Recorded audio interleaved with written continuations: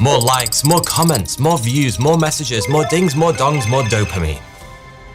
But some people have started trying to beat the house. Welcome to the very new and very strange world of dopamine detoxing.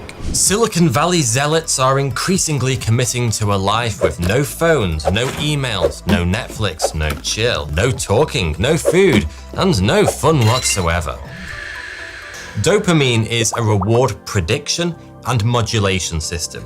Dopamine starts to be released in your nucleus accumbens long before you have actually received any gratification. But your brain is already predicting what that will feel like. Every day, this dopamine anticipation propels us to do things that will be rewarding and hopefully productive. At least that used to be the case. As you and I both know all too well, in our modern world, things that are rewarding are rarely productive.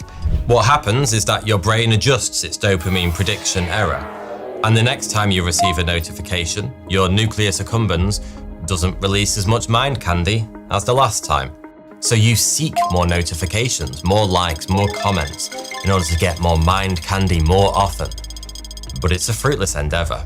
Your brain continually adjusts its dopamine response to be less and less.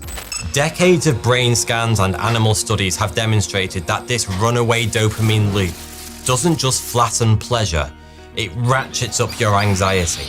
And all of this is exactly why dopamine detoxing is the hot new fad, especially amongst those high-flying, high-earning types, for whom breaking out of this neurological prison and unshackling themselves from the chains of cheap, easy but unfulfilling dopamine can potentially add thousands or even millions to their salary.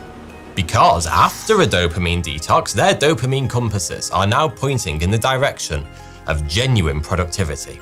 This trend, when practiced properly, requires almost superhuman levels of abstinence. No food, most obviously, no phones are allowed during a dopamine detox. The most extreme practitioners will also ban themselves from all social contact. Exercise is also prohibited. These people might be taking things to the extreme. But there are some really important lessons here that us, unwashed folk, can learn from them. And maybe we can implement small snippets of their fasting system into our own lives to greatly improve our overall wellness and happiness. Because after all, who doesn't want to do that? And a great place to start is with what is probably the easiest win of all. Simply moving your phone to a different room whilst you're working.